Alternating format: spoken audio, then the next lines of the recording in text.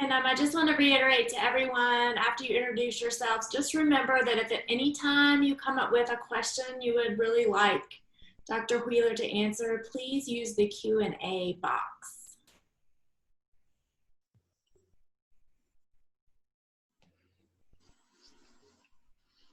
Uh-oh, we've got a Portland, Oregon duck person on here.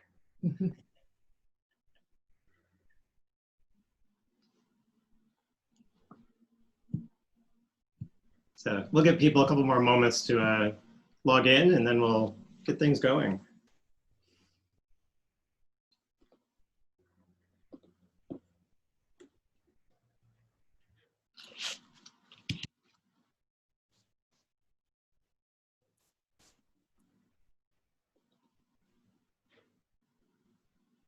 I like the variety of folks. Mm-hmm. Yes. That's good. There's been a nice mix of coaches, athletes, and health practitioners. Nice.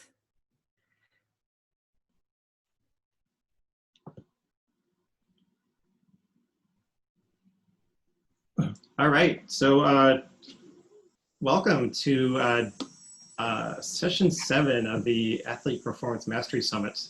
I'm Tom Church. I am a massage therapist, performance therapist, and running coach based up in the Boston area. But today, my co-host Greta will be doing the interview, and I'm going to pass it over to her. Good morning, everybody. So we're really excited to have Dr. Liz Wheeler with us today. She is a doctor of physical therapy, postural restoration certified, a strength and conditioning coach, and an APTA clinical instructor. So Dr. Wheeler graduated with 3 undergraduate degrees and her doctorate degree by the age of 24. By age 26, she was the head physical therapist of the Washington Nationals Major League Baseball team and fully integrated into the Under Armour organization, serving many of their professional and Olympic athletes. From age 28 to 29, she toured with actor and comedian Billy Crystal as his personal physical therapist and on-the-road coach. By the age of 30, she started her own business called Launch and has been in private practice ever since. Since starting Launch, Dr. Liz and her team have continued to work with hundreds of Major League Baseball, NFL, PGA, NBA, NHL, WPS, Olympians, and a variety of other professional athletes, as well as local kids, teenagers, adults, and elderly patients. The Launch staff boasts impressive careers and resumes. However, the most distinguishing and honorable part of the Launch team is how much each person truly cares about making a difference in the lives of their clients and patients. Launch is internationally known and recognized for sports medicine and training. It can be said with confidence that Dr. Liz is passionate about changing lives, not simply improving fitness and decreasing pain.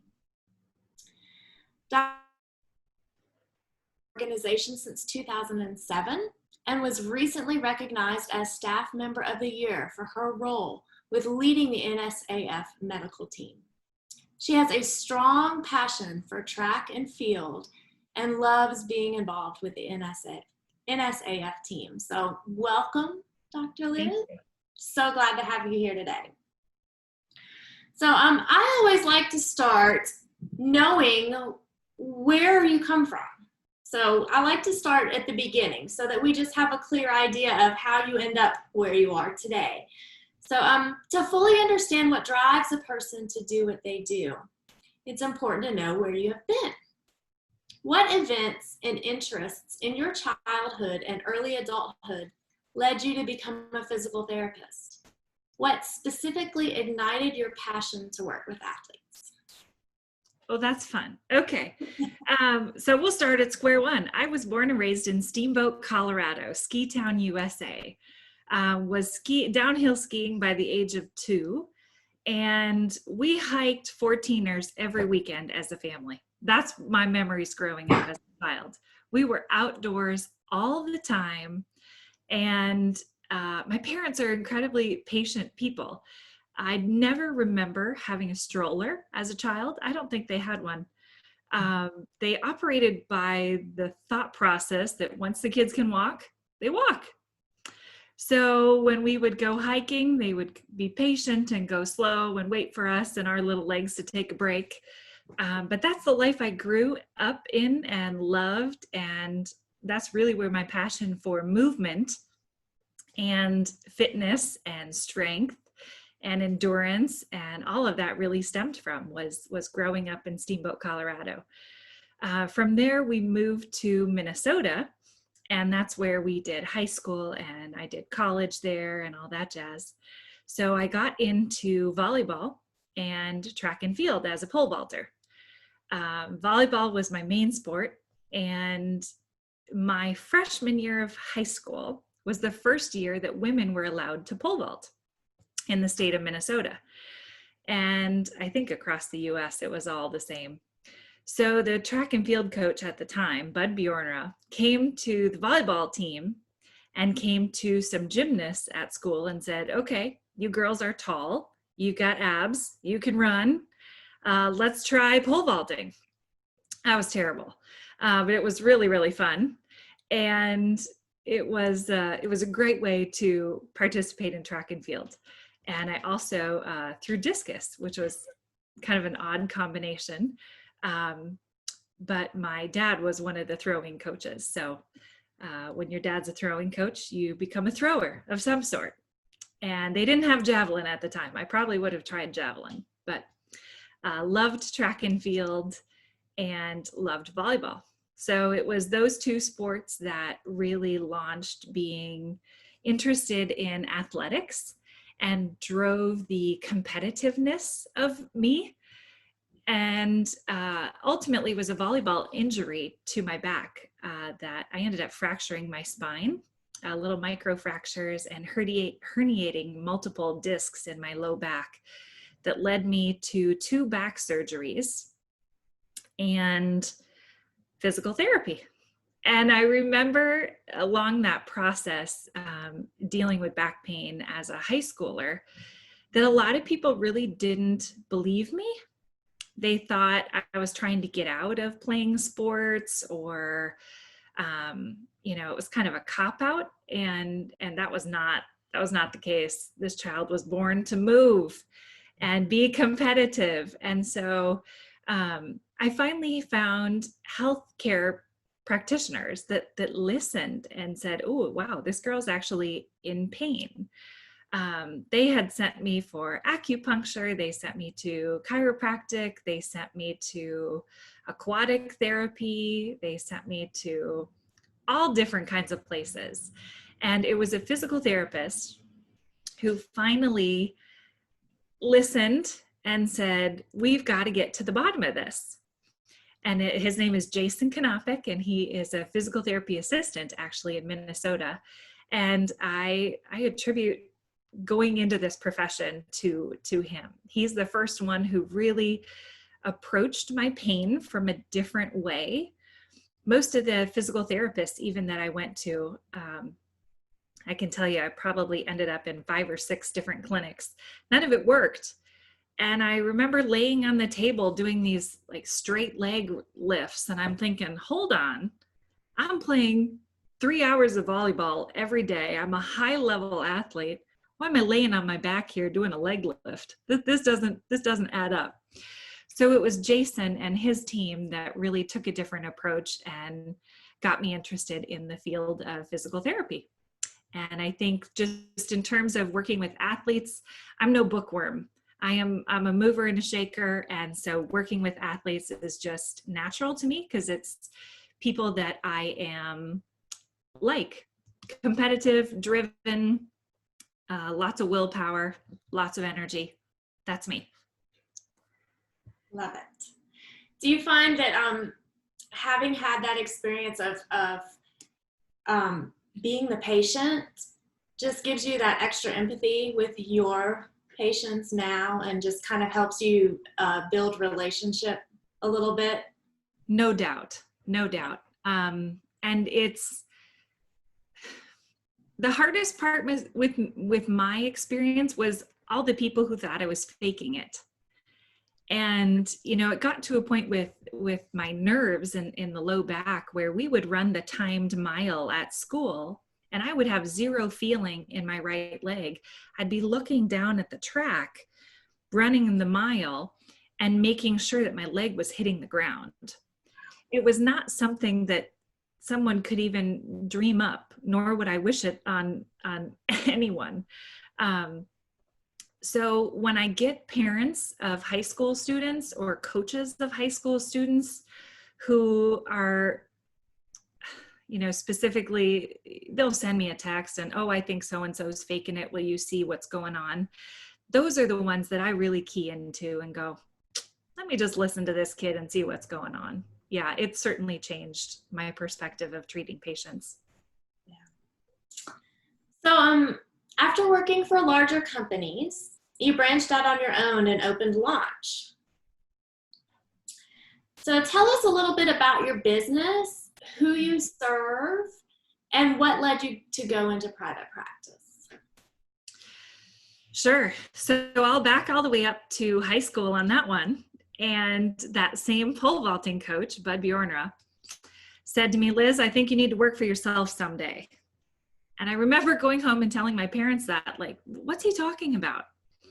Looking back on it, he was a wise man. He knew I was a fiercely independent young lady and probably wouldn't take instruction well from others. So he encouraged me, even as a young adult, to pursue private practice and working for myself. Fast forward that to college, I triple majored in my undergrad, and one was small business and entrepreneurship. I kind of had that in my head as, okay, a lot of people go into healthcare, but I don't know anything about business, and I guess I should if I'm ever going to entertain the thought of opening my own business. So in college, started to learn about marketing and sales and everything that goes with running a business. After the Washington Nationals job, I then toured with Billy Crystal for a while, and it was both the baseball players and Billy Crystal who said, Lizzie, you really need to start your own practice. And I thought, you guys are nuts. I just moved out to DC from Minnesota. I don't know anybody out here. I'm 26 years old. Go fly a kite. Like, no way. And what they taught me was, in baseball, if they were to get traded to a different team and I just worked for a new team, they really wouldn't have access to me. And so, I had several of them who said, we will back you financially, we will help you, we will do whatever we need, but we need access to Lizzie and your brain if we get injured on, playing baseball for a different team. And Billy he gave me the same advice, and he said, you really need to just branch out and do your own thing, because there's several people in Hollywood just like me who could use your help too. So why don't you start your own business? And, he talked about tax deductions and benefits and all different kinds of things about small business. And I thought, oh, okay, what the heck, here we go. And so started Launch in 2010. And it's been a journey. It's a really interesting process.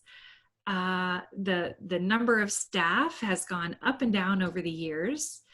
The passion and the interest have gone from, ooh, that sounds cool, ooh, that's the new fad, to really honing in on what we do and what we do really well, and that is physical therapy and fitness coaching. The combination of those two things is really where Launch thrives. That's what makes people get on a plane from another country or another state and fly to us, are those two things. So the business has gone through some transitions and changes, and currently now we're working on building out a new 8,000 square foot space in Maryland, and have new staff and new people on the team, but just a reignited mission of, we do physical therapy and fitness coaching for everyone, from little 3-year-olds who walk on their toes to our oldest patient right now is 101 years old. So, and I've gone from the athletes, and the athletes is all fun, and it's second nature, and that stuff comes pretty easy to myself and our team. But it's also been interesting for me that as life has changed, I got married 3 years ago and now have 2 little kids, a 2-year-old and a 9-month-old. And I can't do professional athletes anymore. I can't be in a different time zone every 5-6 days. I can't be on airplanes all the time. I want to be home with my husband and my children. And so your career has to reflect those changes. And so now, of course, I deal with local athletes and will still help some others who I've treated and trained for many, many years. But I'm not flying all over the place anymore. I'm home with the kids. And so my passion is turning more now towards elderly. And that's kind of my niche. And it's awesome to hear their wisdom and their stories. And it's fun. It's fun even, 15 years into this career to sit and go, look at how it's changed in my own life. So yeah, launch is changing as I'm changing. Well, that's really the only guarantee, right? Change. And we have to learn how to be flexible and honor that the things we get really passionate about are also going to shift. So. Yeah. Most definitely. Yeah. Now it's a lot of baby shark. Yeah. So you served as the head physical therapist for both the Washington Nationals baseball team and the Maryland Stingers women's rugby team. Mm-hmm. So I'm just curious about how you became involved with these athletic programs. Mm-hmm. And how does working directly with these teams differ from what you do in-house at Launch? Sure. So the national story is kind of fun. I was, when I moved out here to Maryland and the DC area, I took a job at a big hospital organization with multiple satellite outpatient clinics. And, they kind of promised me the world and, oh, you're going to be our sports medicine girl. Truth be told, the first 9 months I worked there, I was dealing with old women in their bunions from wearing expensive Jimmy Choo shoes. And I just could find no empathy in my heart for working with these ladies with toe pain every day.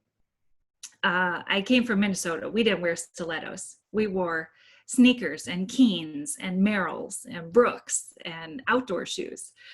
And so I thought, you guys all kind of promised me the world here on being a sports medicine person, but I'm turning into the go-to bunion lady. What is this? And so I'm sitting at my clinic one day doing my charts and writing and, doing all the charting process, and the phone rang. And it was an orthopedic surgeon who said, are you at your desk? And I said, yes. And he said, well, you need to answer all these questions, yes or no. I said, okay. And he said, do you have patients this afternoon? I said, yes, of course I do. He said, well, I'm going to call your boss and I'm going to clear your schedule because I just got the job as the team physician for the Washington Nationals. I said, oh, congratulations. And he said, I'd like you to be considered as the physical therapist. I said, okay. And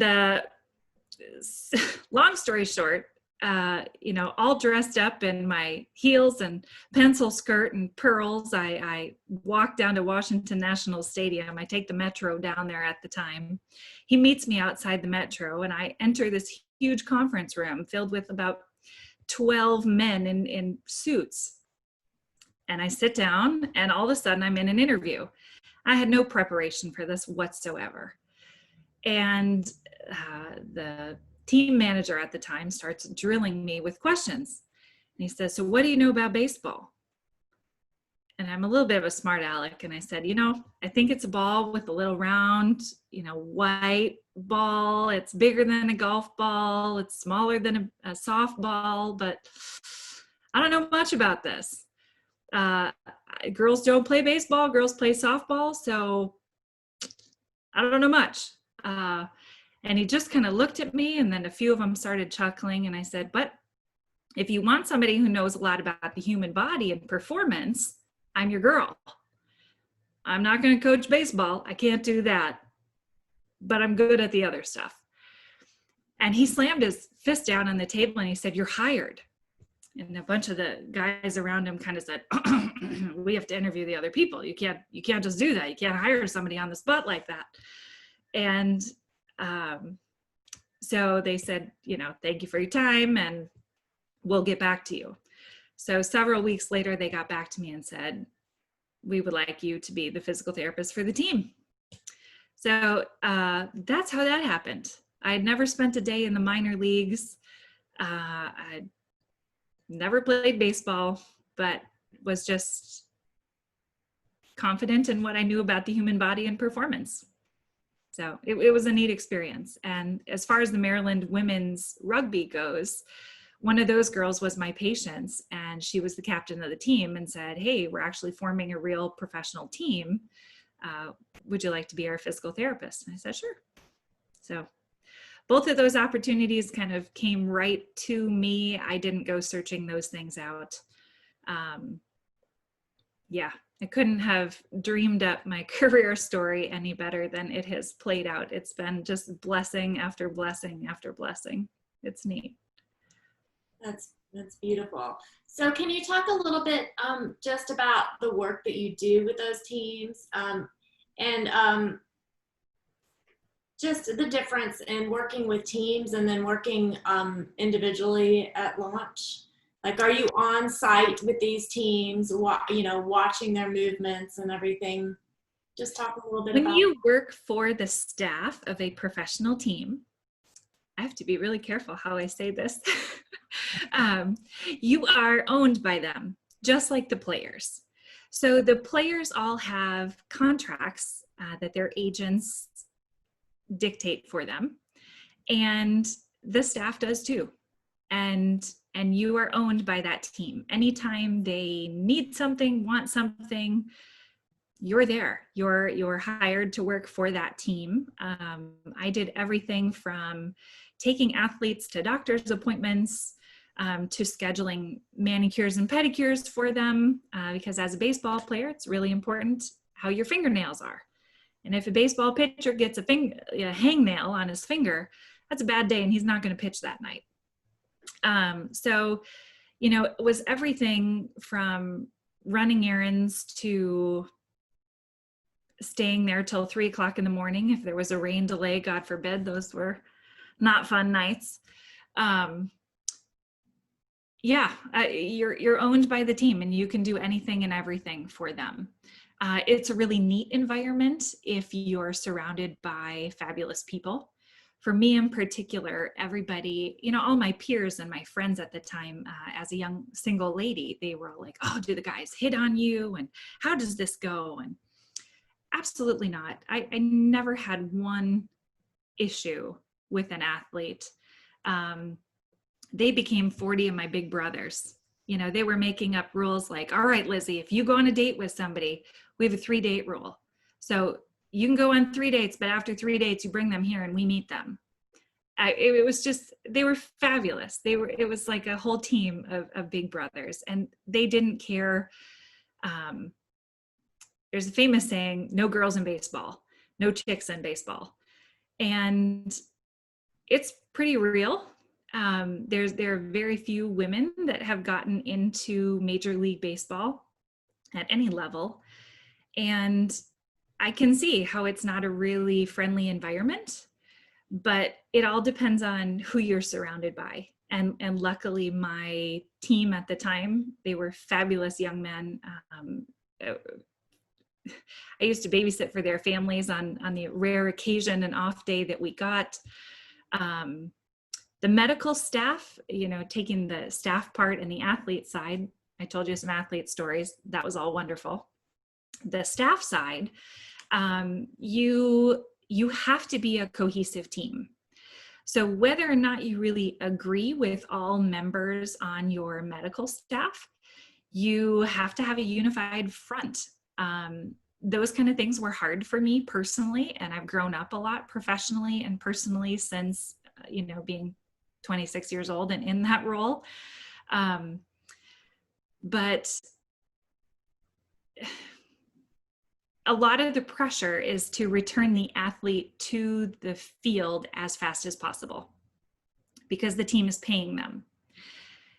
And I had ethical conflicts with that a lot, because I was looking at it from the athlete side going, what is your career longevity? I understand this is an important game tonight, but do you have to play this one, or can we wait a couple weeks, really start to engage some of these muscles that aren't turning on and participating when you play your game, so you don't get injured again, or so this injury doesn't nag for much longer than it needs to. So that was hard for me personally. Whereas launch now, when we deal with an athlete, or when we're hired privately to deal with a professional athlete, my only goal is that athlete and that their longevity as a human being and as an athlete. So I don't have to worry about the confines of being owned by the team and getting that athlete back out onto the field sooner than I think they're ready for. So it sounds like it's more just launch is more ethically in line with where you are and in charge of that, and not having pressure from external forces over what you're doing or pushing you to do things you might not agree with 100%. It's a better fit and a happier place for you. Right. And to that end, when I started Launch in 2010, we've been a unique practice in the fact that we have never taken insurance. We don't participate with any insurance company. And quite frankly, it's because I can't stand the idea of, some young person in an insurance office saying, no, you can't bill for that. Or, you have to have this, and this code. And, we're the one with the knowledge and the education, and we went to school to do what we do. And I don't like that there's an insurance industry that dictates a lot of physical therapy and performance training. We're a cash-based practice, and we spend at least an hour one-on-one with people, and it's a beautiful thing. So that didn't really exist at the time.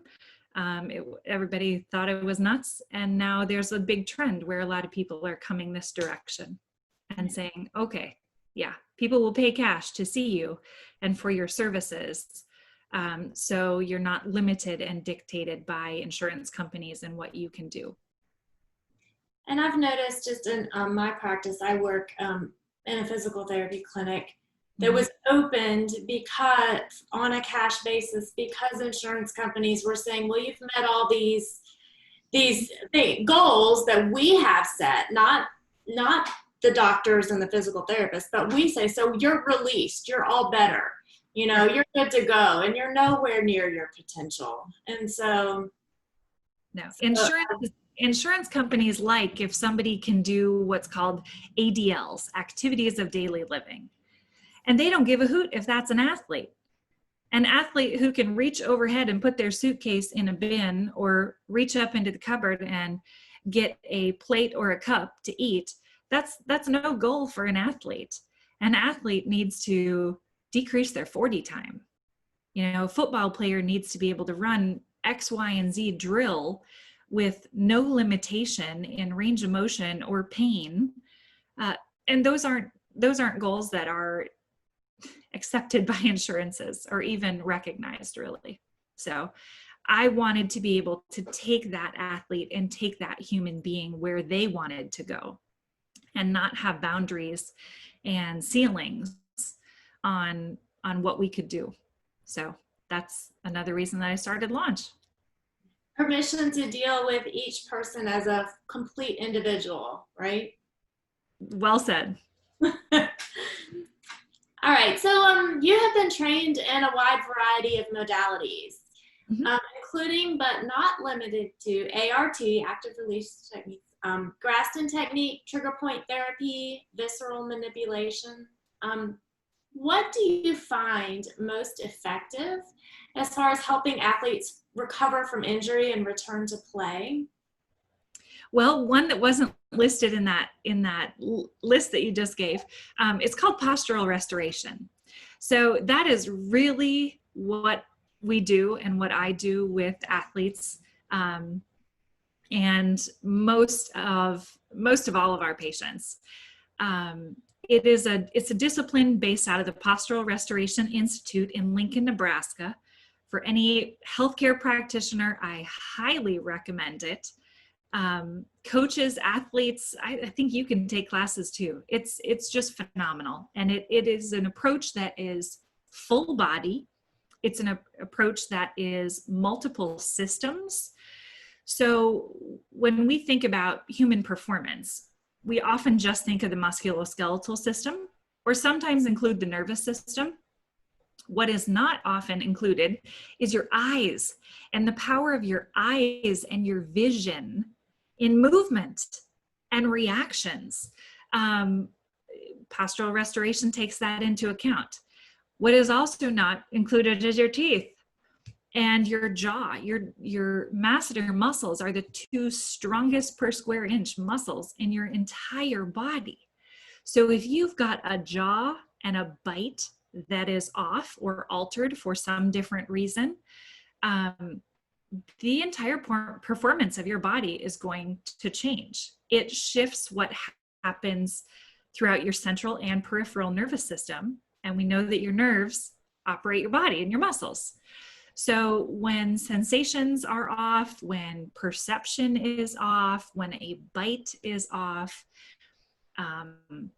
your body's not going to perform at its peak. So the postural restoration is really what I use. It is it's a deep, deep approach. It's no joke to get certified in that.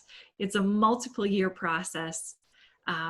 And while I am thankful for college education and a doctoral degree and all of that, what I really use in practice is what I learned after school, and that's all postural restoration. I also use a lot of the scraping techniques from Graston and fascial release. I do a lot of hands-on therapy. Personally, when I was working my way through the DPT program in Minnesota, I worked as a massage therapist. So I don't know if you knew that, Tom, but that's really kind of where I started my hands-on. And so, body after body after body that you have your hands on, and you're feeling tissues and you're feeling fascia and you're feeling restrictions. There was a lot of people who came in saying the same thing. The right side of my neck hurts. My left hamstring pulls every time I go jog. My low back on the right side is tight. And I'm like, why are all of you people in the same pattern? Why are you all telling me the same thing? And it was postural restoration that really helped that come to life and make sense about just the patterns of the human body.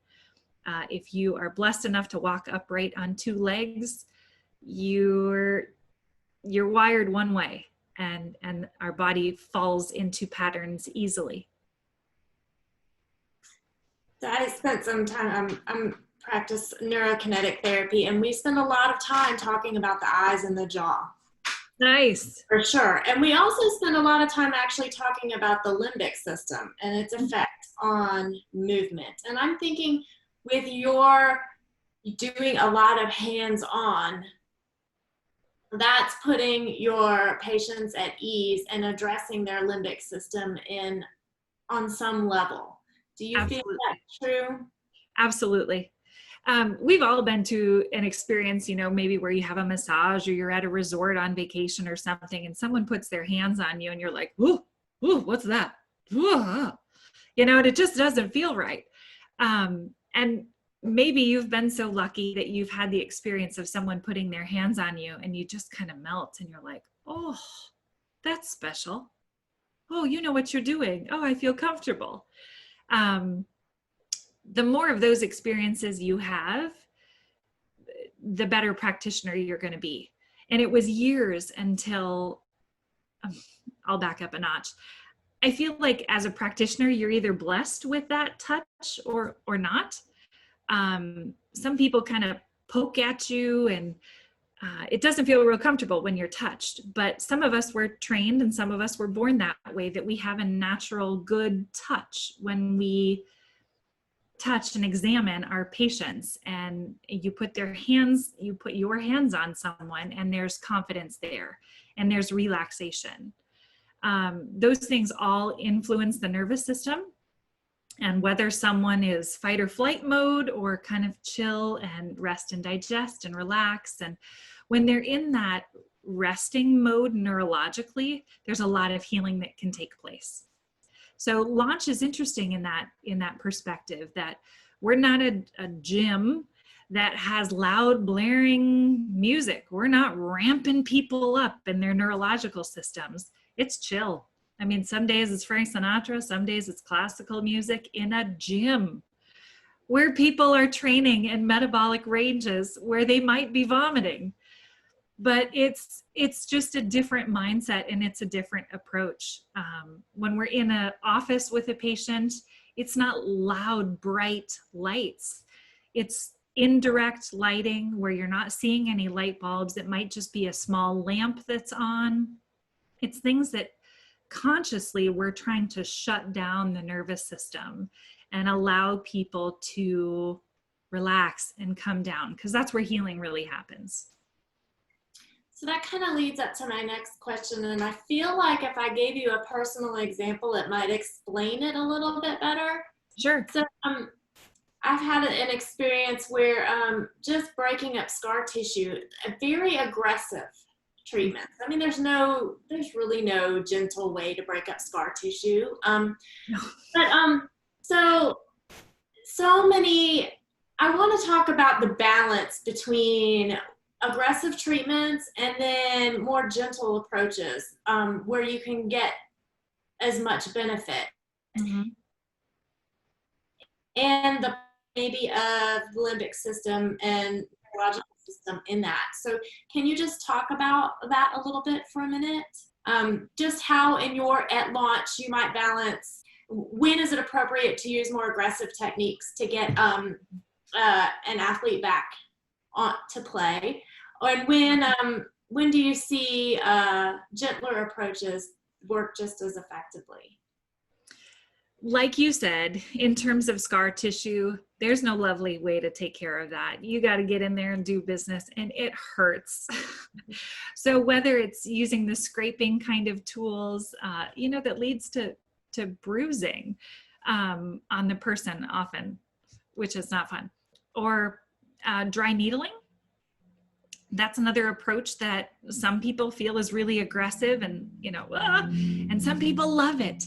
And they come in and they ask for it, and they are not bothered at all by dry needling. I hate it personally. I hate when I have to have it. But it's just something that I don't relax with. There are times when a gentler approach is absolutely necessary. You have to be able to read emotionally and psychologically, though, the patient and who you're dealing with. If you're dealing with someone who has been through trauma and who is emotionally injured by that trauma, anything aggressive and they're not going to come back to you. Anything aggressive and their body's going to heighten their pain response and they're not going to get relief. So as a practitioner, you may know that, oh, this is scar tissue, or, oh, this could just use dry needling and it'll be all gone. If they're not ready for that, you have to meet the patient where they're at and go on a journey with them and build that trust until the point where you can even attempt that aggressive treatment. I feel all too often that people just jump to the aggressive things that are kind of sexy and they're fun and they're the new tool that's out. A lot of people, cupping. So Tom Brady, thank you very much. You made cupping popular for the world with your bruises all over the place. Sometimes that's a beautiful, awesome, effective treatment. And there are people who do cupping therapy in a way that it's just a light pull on the fascia and they use it to move the tissues. And you don't end up all bruised and scarred and looking rough for a while. So you can take one approach also, or one modality, and decide whether you want to do it aggressive or gentle. Does that answer your question or make any sense?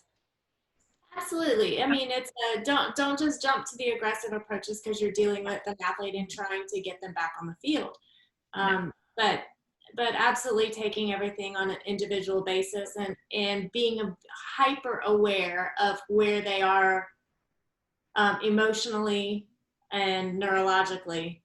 I would say even with the athletes, there's more so with the athletes. There's a lot of patient education that happens, and we tend to do the more gentle approaches on the higher the level the athlete, because neurologically, they are way up here and they're operating way up here all the time. They're in this fight and flight mode, and they've got a headset on and headphones, and the music is blaring, and or they're in their weight room at college and it's like this rah, rah, rah, you know, kind of music plays, and everybody's just slamming things and it's loud, and they're driving and their, you know, radios up in their car and the lights are on, and they just have all this neurological stimulation all the time. If you want healing to happen, you got to be down here, and you got to help bring that client down here. So there's a lot of patient education from, you know, when you're listening to music or have your headphones in, no more than 40% of the maximum volume. When you're at home, shut off the lights. Use dimmable switches, put them all the way down. Everybody's on phones and devices, you can't even see it, there you go, all the time. And I talk about screen brightness. So if you want your eyes to work and to function as muscles, and you want your neurological system to relax, take that screen brightness on your phone, turn it all the way down, and make your eyes work. We all too much have this input that is just glaring. And then you take a competitive athlete who's got that type A driven, wild, energetic personality to begin with, who are slightly emotional people. Every good athlete is pretty emotional in some sense. And you know, we're wired that way. So I do find, in particular with athletes, the best treatment approaches are the gentler ones that get them to come down. That's a great perspective. Thank you for that. Mm-hmm. So in addition to working with highly competitive athletes, you and your team at Launch also assist kids, teenagers, adults, the elderly. You have such a wide range of patients. So what are some ways you address injury prevention in these widely varying populations so that they can keep moving to the best of their abilities for as long as they possibly can? Yeah. First and foremost, triplanar movement. So we are creatures of habit as human beings, and we go forwards and backwards really well. We most often just go forwards though. People rarely go side to side, and people rarely rotate. And so triplanar movement is something that we establish in the youngest of young patients. And it's something that we restore in our older folks. You know, the lungs need the ability to have a rib cage around them that expands and rotates and twists and flexes and arches and, you know, does all these beautiful things. And when you lose the ability to move your skeletal system in 3 planes of motion, injuries happen at any age. So I would say the youngest to the old, we really, really work on triplanar movement.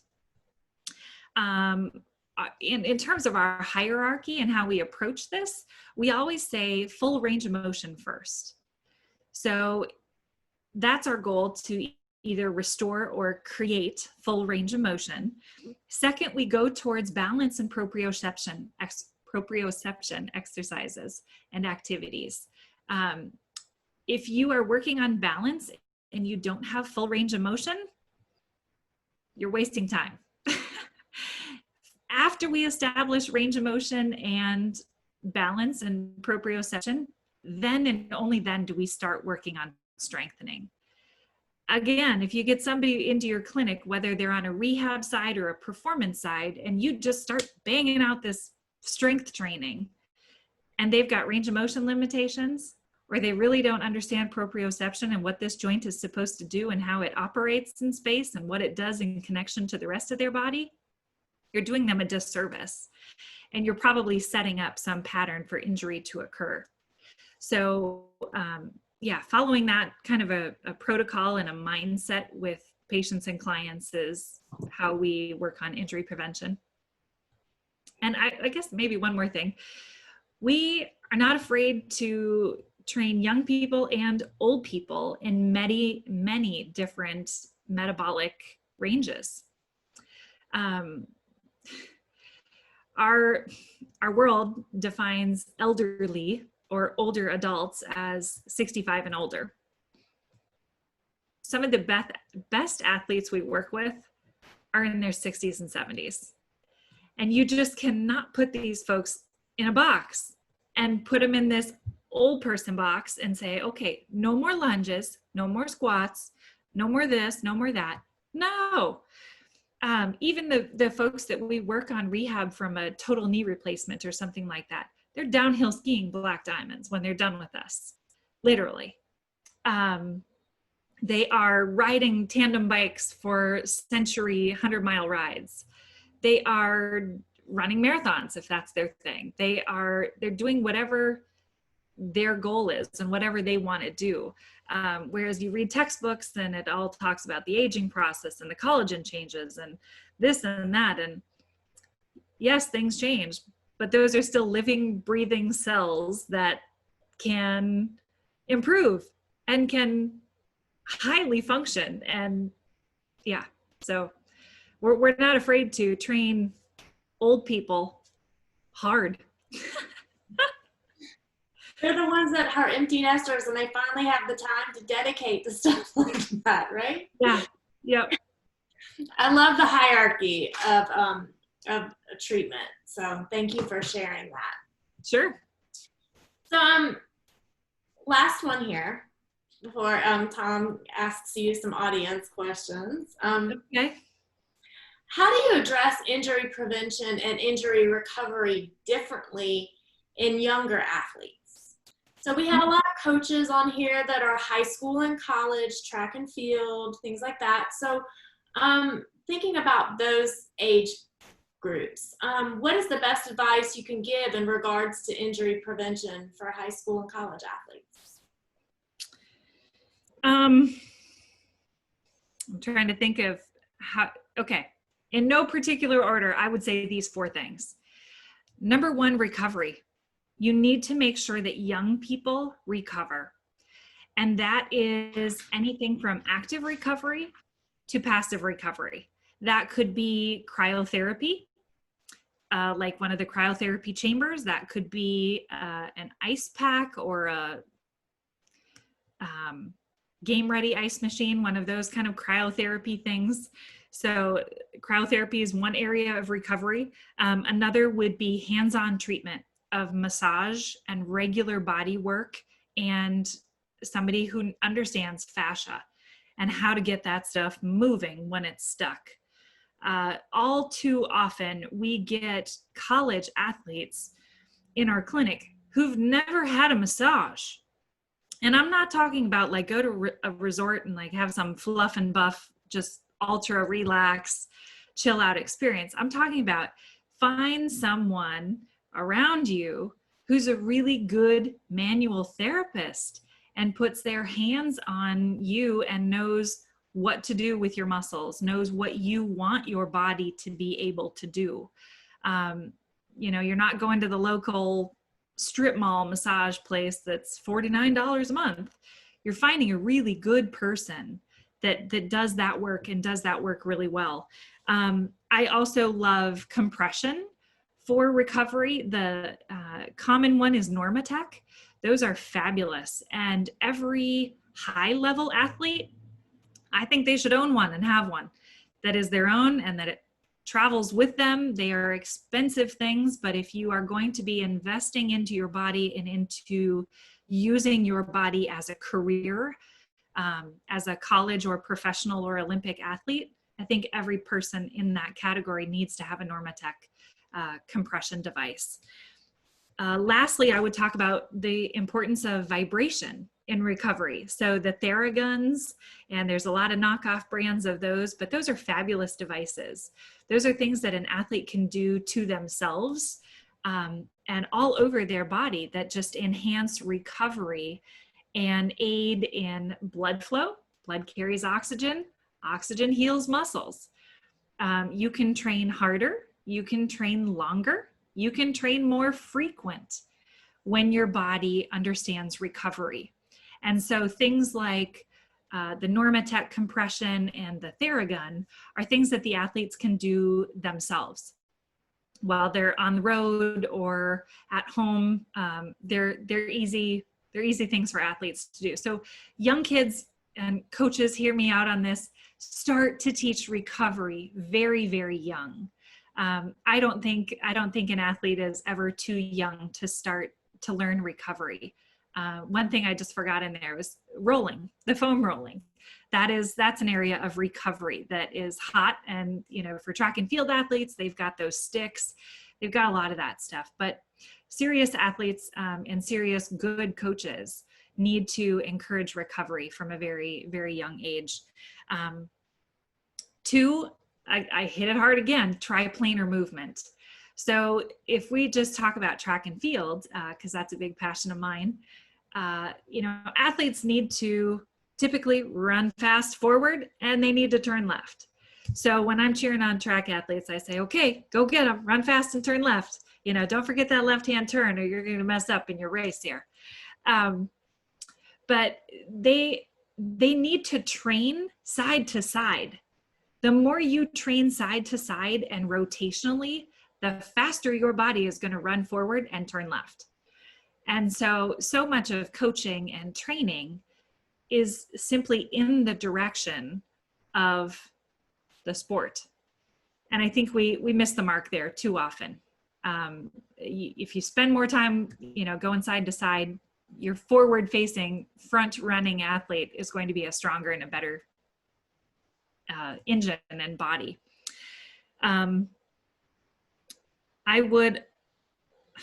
This is a touchy one, but I'm going there. I encourage weight training and weight lifting from a young age. I think it's important for serious athletes to pick up heavy things and put them down. There's a time and a place, and an athlete that, lighter weights and higher repetitions is a fabulous thing. But when you really get into program periodization and programming for high-level athletes, they need to be picking up heavy things and putting them down. There's a lot of people who say baseball pitchers should never lift weights. They need whip in their arm and come on. It's 2020. Let's get past that, people. You need to lift weights. There's a lot of people who say runners don't need to lift weights. I don't know what kind of runners they work with. But if you want to be an effective distance runner, you're going to lift some weights, and you're going to do weights with your upper body too, because when your legs get tired, your arms better help you out. Look at Greta here, right? She's the runner here in the Miss Yoga. She's strong lady. So I would highly recommend start proper, good strength training at a young age. And lastly, I would say make sure your rib cage moves really well. I'm big on the lungs and I'm big on breathing and the rib cage. And when young people can't fully expand and fully exhale all the air out and squeeze it out and move their rib cage, it's just setting them up for injuries.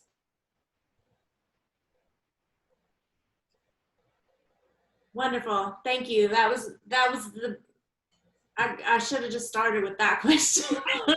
That was so informative. I appreciate it. Yeah. So I'm truly grateful for you sharing your time and knowledge. I'm going to turn it over to Tom. He's going to ask you a few questions also. So sure. And thank you, Greta. That was well done on your part too. So Liz, I have a question for myself first. I was curious, that person that first contacted you from the Washington Nationals, Mhm. Did you ever find out how they discovered you? Found you? He was an orthopedic surgeon with the same hospital group that I worked with at the time. Uh, And so he would actually send me sports medicine patients, not just all the bunion ladies. And so he and I had a working relationship that way, and the fact that if he had a high level athlete, he sent him to me and he got good results. So he had that faith in me and said, "You're the athlete girl." all right. A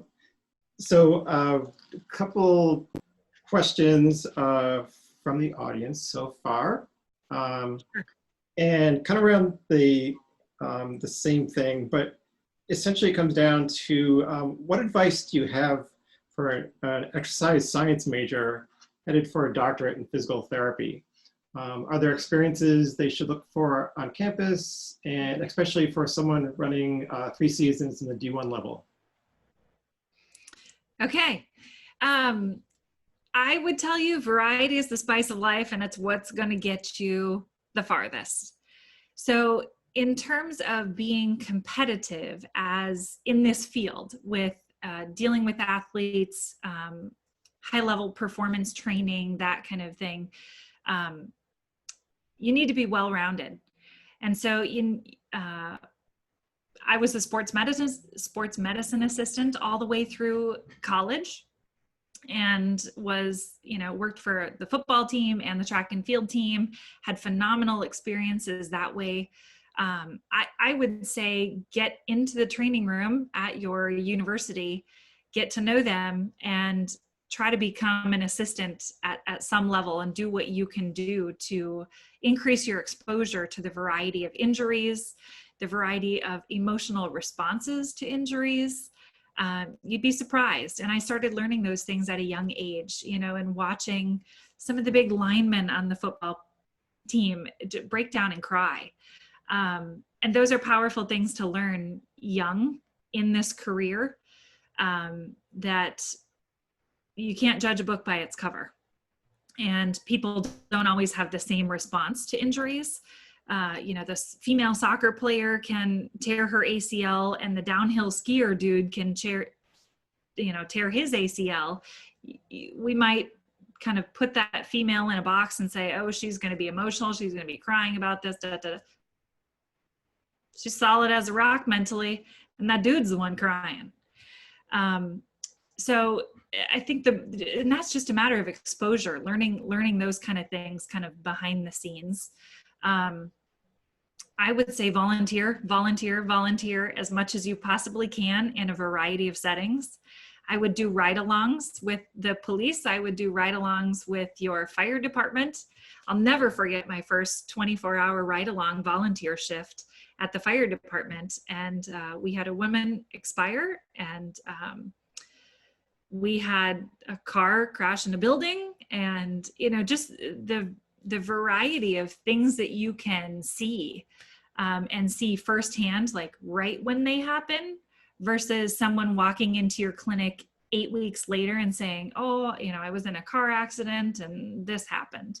Like, if you can see a car accident and what a human body looks like when it's in a car accident firsthand, it's knowledge that you're never going to find in school. So just get out there and volunteer and do as much as you can. Yeah, knowing the context, I think, is so important in treating the patient or the client. Yeah. Any of those other questions in there that I missed? No, is about the college experience. Advice. So I'd say you did well with that one. Okay. If anybody has private things, you can message me as well, or I'm happy to get on phone calls with anybody if you have specific kind of mentoring questions. I'm happy to do that. All right. Speaking of mentoring, what do you look for in a PT that you would hire? Fit and character. So those are the things that can't be taught. If someone has good morals and values and a kind, caring heart that is genuine, I'm probably going to hire you. I would hire that over skills any day. Skills you can teach. I can send someone to continuing education classes, but you cannot teach character. So your mom and dad either raised you right or you're a rascal. If you're a rascal, you're not making it in my clinic. And you could be a really smart one too, but no. It's all about connecting with human beings and truly caring about them and going on a journey with them. So to expound on that, I don't, it's not an introvert extrovert thing to me. In fact, the newest hire we have for our team, fierce introvert. I mean, he and I are just polar opposites. But he's unreal, and one-on-one with patients, one-on-one with conversations with me. He's caring, and he is all in, and he is all there. He's probably not going to lead the group fitness class. That's not his jam, but it's not an introvert extrovert thing. It's a character and who you are. And if you really give a darn about people. Yeah, that reminds me of when I was looking at a career change, wasn't sure where I was going, and my massage therapist, Claudia, who we'll be talking to tomorrow. Oh yeah. And she, hearing my thoughts on doing a career change, I was in retail at the time, and she says, you have a great bedside manner. I think you do very well as a massage therapist. And it clicked for me. And Yep. It is very important in our fields. We have a lot of students that come in and out of our clinic. We're a rotation site for places. And I can tell within the first week that they're there who's going to make it and who's not. Who's going to really, reach their career potential and who's going to have a job. And a job is a very different thing than a career. And I wish a lot of college kids knew that. My work with Launch and the Nationals and Billy and all the rugby team and the soccer team and all these things, they don't ever feel like a job. It doesn't feel like work. It's truly amazing, and I love it. So it's hard, and you have to put in time and effort, but it's a career, it's a passion, it's not a job. Right. So now we have the question.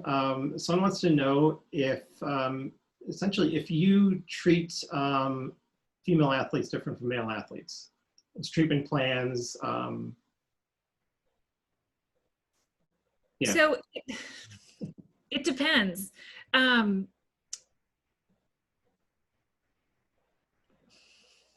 I don't know who all's watching and who wants to know all this, but and it depends on the age of the female athlete. So the menstrual cycle is a very real thing, and it changes a woman's body and performance for a short period of time. So when you are, like for an Olympic athlete, if you are setting up a periodization training schedule, and progressions and when she needs to peak and, what needs to happen, we get down and dirty about, female menstruation and her cycle and where she will be in that time. So I guess, yeah, that's pretty different than the conversation I would have with the male. In terms of strength training, no, we'll push them both to puke, no problem. That's not something that's just reserved for football players. In terms of, putting a female in a box and thinking she's just going to be some emotional character and that, the guys won't, no, they're not treated any differently. A woman's body can have more, dynamics to it than a male's. A woman's Q angle sets up different compression factors to her knee and different forces on her knees. That being said, that woman has had that body since she was born. And so I don't go trying to change Q angles. I try to maximize her performance with her body. It's something that I feel like was talked about in sports medicine and orthopedics a lot in the 90s, but it's not hugely part of the conversation now. So in many ways, no, but in some very particular ways, yes. So this is coming from one of the female attendees. Sure. And she further asks, do you periodize strength training around the menstrual cycle? Yes. Yes. And again, that's an individual private conversation because some women have a rough menstrual cycle, and some don't. Their body doesn't really change, their energy level doesn't change, their sleep doesn't change, their eating doesn't change. And some women have a genetically different response to a 28-day menstrual cycle. They will get a headache on day 14, and when they're ovulating, they're just exhausted and fatigued, and period, end of sentence. When someone's fatigued, they're more likely to have an injury. So it's just a private conversation with each female, and each female client is learning who they are and how their body responds to that. If they're one of these women that, their period comes and it goes and it doesn't really affect them, then I won't change anything about their scheduling. If they're one of the women that it changes them and it affects them, then we're going to change your training around it. And I assume that all changes and kind of becomes a level plane when a woman hits menopause or after menopause. No, then there's a variety of other wonderful things that happen with a woman's body. Yeah, all right. We don't need to do all that stuff. I mean, everybody deals with menopause differently too. There's women who, have surgeries to throw their bodies into menopause, to stop menstruation and stop altered hormones, and they're just fine. And there's women who have hot sweats and struggle with the absence of those hormones. So menopause is not just a fair, even playing field either. It's different. So. All right. I'm going to finish a little lightheartedly and ask about your experiences with the NSAF, how you got involved, and where you see that all that going in the future. Sure. That all started when I had that wonderful job where I was dealing with bunions all the time, and feet, and nasty feet, and nasty feet, and more nasty feet. I got a call that said, hey, they're doing the Maryland Indoor Track and Field, the championships here in Maryland, and they need sports medicine people. Will you do it? I said, yep, sign me up. Anything sports medicine, please. I'm done with the feet and the toes. So I went and volunteered for that event, and that was the start of, I think that was 13 years ago now. And I've been involved with that organization, really hit it off with the core team, Dr. Jones, Dr. Mason, Sparky, Claudia Chapel, Matt Devins, Lori. It's just, the whole team there is just, it's wonderful. It's like a family. And Brandon used to be part of that team, and he has since moved out to California, and he's in helicopters flying around doing transplants and saving people's lives. And that team is just full of beautiful human beings who also happen to be technically very skilled and very great at what they do. So it's a fun organization to be a part of. And there's indoor nationals that's usually in March, and there's outdoor nationals that's typically in June. I've gotten to do some traveling with that group to Cuba and to Puerto Rico and the Bahamas, and some cool things like that that are really fun. Where I see it going, in terms of COVID right now, things are difficult and the whole world is upside down, and you can't have large track meets and you can't have big events where there's lots of spectators and lots of athletes in one places. But I do believe that will change and that we will go back to having track and field meets and high school football. And I think the world will go back to what we knew. It may be a little different, but I see it going back. It may be more virtual things for a while. It's hard to say, but hopefully my involvement will be years and years and years to come with that. Agreed. And history says that things will be back to maybe a bit of a new normal, but very familiar to what we know. Yeah. Yeah. So this has been great, Liz, and thank you for coming on and sharing your knowledge and being a part of this. You're welcome. I love what you guys are doing. This is fabulous. And so, yeah, great job, both Tom and Greta. Thank you. I thoroughly enjoyed talking to you. So. Good. Thank you all for the comments on everybody who's watching here. I can see some of them popping in. Thank you. And I will go ahead and type in my personal email address on the chat. So if anybody wants to reach out or has specific questions or mentoring guidance or high school kids, college kids, coaches, whatever, just reach out and we'll have a conversation. Great. Thank you. All right. Have a great day, you guys. Thank you. Thank you, you too. See ya. Bye.